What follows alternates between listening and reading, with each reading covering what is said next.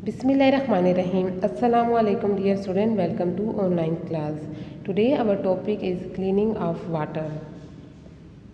तो वाटर को क्लीन करने के लिए डिफरेंट मेथड इस्तेमाल होते हैं। उसमें हमारे पास है डिस्टिलेशन प्रोसेस।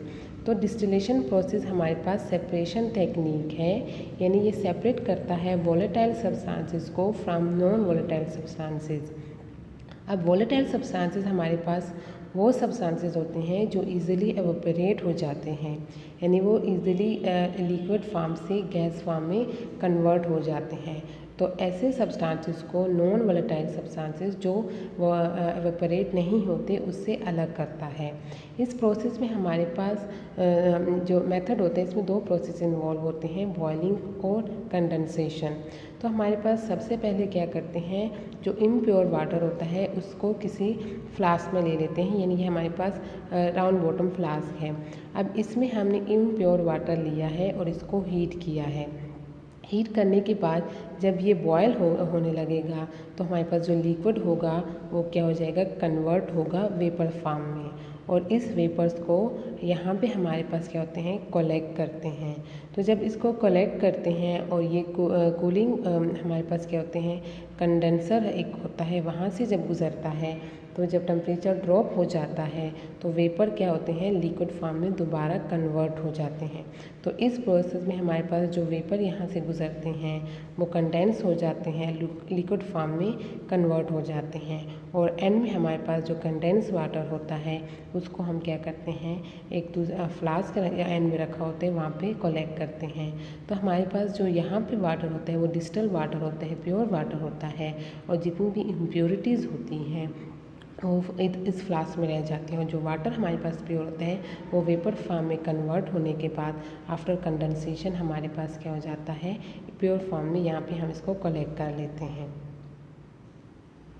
सेकेंड प्रोसेस है हमारे पास वाटर ट्रीटमेंट प्लांट। तो हमारे पास वाटर ट्रीटमेंट प्लांट में क्या होता है, जितने भी हम स्टेप 1 में क्या करते हैं, वाटर लेते हैं, यानी रिवर वगैरह से जो वाटर आता है उसको पास करते हैं स्क्रीनिंग, यानी स्क्रीनिंग से वो पास होता है। जब स्क्रीनिंग इस वाटर की होती है तो वाटर में जितने भी लार्ज पार्टिकल होंगे, यानी हमारे पास क्या हो गया, प्लांट हो गया, वुड हो गया या फिश हो गया, जो फिश की जो डेड बॉडीज़ वगैरह होंगी उसको रिमूव करता है।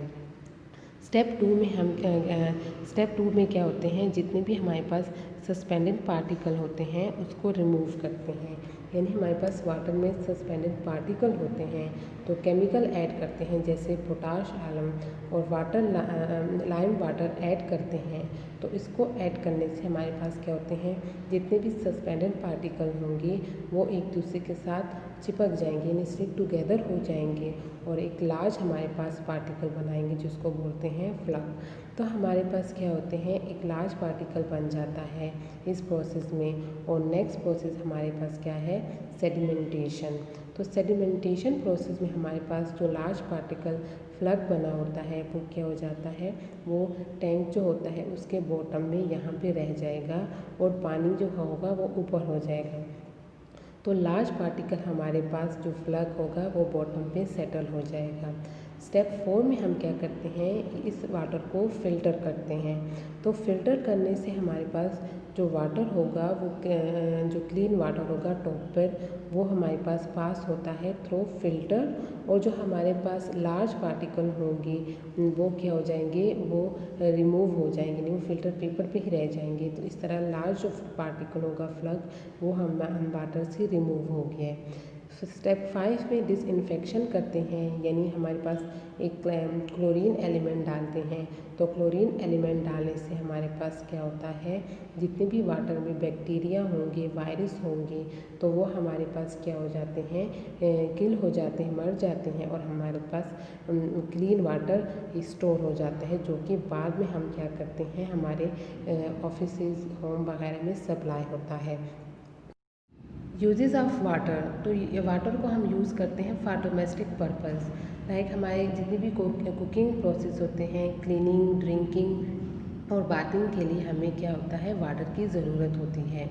इसके अलावा इंडस्ट्रियल पर्पस के लिए एज अ कूलेंट एजेंट इस्तेमाल होता है। इसके अलावा क्लीनिंग एजेंट और हीट सोर्सेज भी हमारे पास जो इंडस्ट्रियल में होती है तो वो वाटर वहाँ पे इस्तेमाल होता है। एग्रीकल्चर पर्पज़ में हमारे पास गार्डनिंग, फिशिंग और जो हमारे पास फार्मिंग है उसके लिए वाटर ज़रूरत होती है, या फिर हमारे पास जितने भी क्रॉप और वेजिटेबल होती हैं उनको ग्रो करने के लिए वाटर रिक्वायर होता है।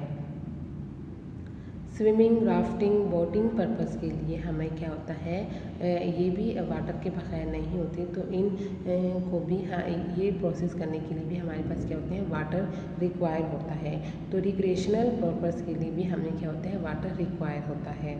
कम्युनिटीज़ लाइक हमारे पास जो फायर फाइटिंग होते हैं और स्ट्रीट क्लीन करने के लिए पब्लिक एरिया लाइक हमारे पास क्या होते हैं, पार्क हो गए, रोड वगैरह हो गए, तो उसको साफ़ करने के लिए वाटर रिक्वायर होता है। जनरेटिंग इलेक्ट्रिसिटी में हमारे पास क्या होती है, इलेक्ट्रिसिटी जनरेट करने में वाटर यूज़ होता है। इसके अलावा हमारे पास जितने भी शिप और बोट होते हैं, जब वो ट्रांसपोर्ट करते हैं from one place to another place, तो वहाँ पे भी हमें क्या होती है, वाटर इस्तेमाल होता है। तो ये वाटर के डिफरेंट यूजेस हैं।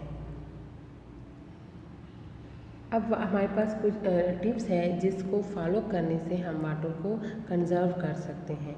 यानी हमारे पास क्या होता है, जब भी जो वॉशिंग मशीन लगाए तो फुल लोडेड हो ताकि कम पानी इस्तेमाल हो। इसके अलावा जब हम टीथ वगैरह ब्रश करें तो हमारे पास जो टैप होगा उसको टर्न ऑफ करें, उसके दौरान जो है ना जो आपका नलका वगैरह होता है उसको बंद रखना चाहिए, इससे पानी ज़ाया नहीं होता। रेगुलरली हमारे पास जो पाइप्स होते हैं उसको रेगुलरली चेक करना चाहिए कि वो लीक तो नहीं कर रहे। तो अगर वो लीक कर रहे हैं तो उसकी जो मुरम्मत वगैरह होती है वो जल्दी करवा लेना चाहिए ताकि पानी ज़ाया ना हो। टेक शॉर्टर शावर, तो जितना शॉर्ट शावर लेंगे उतना ही कम पानी इस्तेमाल होगा। इसके अलावा हमारे पास गार्डनिंग के लिए या फिर जो लॉन को वाटर करते हैं तो वाटर देते हैं तो उसके मॉर्निंग में करना चाहिए, और हमें क्या कहते हैं, पानी कम से कम इस्तेमाल करना चाहिए। वॉश योर कार, हमारे पास जो हम कार इस्तेमाल करते हैं तो ज़्यादातर पाइप के ज़रिए करते हैं, तो पाइप से पानी बहुत ज़्यादा इस्तेमाल होता है, तो इसलिए हमारे पास क्या होते हैं, होज़ इस्तेमाल करना चाहिए जिसमें नोज़ल हो, इससे हमारे पास क्या होते हैं, कम पानी इस्तेमाल होता है। तो ये टिप्स फॉलो करने से हम पानी को महफूज कर सकते हैं और पानी को ज़ाया होने से बचा सकते हैं।